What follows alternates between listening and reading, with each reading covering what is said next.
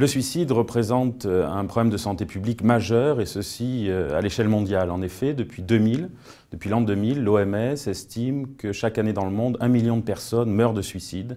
Et l'estimation de la même OMS était qu'en 2020, on compterait dans le monde chaque année 1,5 million de suicides. Plus particulièrement en France, la France est très mal placée dans le concert des nations européennes, puisque la France, en termes de taux de suicide, d'incidence du suicide, se situe au 7e rang de l'Union européenne, c'est-à-dire au-dessus de la moyenne européenne. En effet, avec un suicide toutes les 50 minutes, 11 000 morts par an, la France connaît des taux de suicide très élevés, une mortalité qui représente au moins 3 fois celle très médiatisée de la mortalité routière. Alors le suicide est un phénomène, le suicide abouti, la mort par suicide est un phénomène à dominance masculine, puisque l'on compte en général 3 hommes pour une femme parmi les sujets qui se suicident.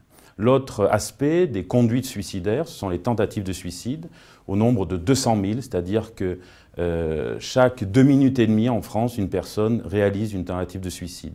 L'ampleur du phénomène, la magnitude de ce phénomène représente également un enjeu majeur de santé publique pour au moins 2 raisons. La première, c'est que chaque jour, dans tous les services d'urgence de France, un très grand nombre de sujets est admis pour une tentative de suicide, ce qui nécessite d'organiser les soins pour évaluer un grand nombre de sujets, pour orienter un grand nombre de sujets. Et l'autre enjeu majeur des tentatives de suicide, c'est qu'il s'agit du facteur de risque majeur de suicide abouti. Un sujet qui a fait une tentative de suicide est à haut risque de récidiver, de répéter son geste, et parmi ces récidives, eh bien, un certain nombre d'entre eux, autour de 15% d'entre eux, va réaliser un suicide abouti, c'est-à-dire va finir par se donner la mort. On peut observer également une disparité en termes de classe d'âge. Et effectivement, le suicide représente la première cause de mortalité chez les adolescents et jusqu'à 35 ans, et la deuxième cause de mortalité chez les 35-45 ans. Si l'on regarde les taux de suicide, on fait cette observation, si l'on regarde le nombre absolu de suicides, eh bien le suicide abouti touche essentiellement les sujets âgés au-delà de 65 ans. Donc finalement, que l'on regarde les taux ou les nombres absolus de suicides, eh bien il s'agit d'un problème de santé publique important, finalement, à travers toutes les classes d'âge de l'existence.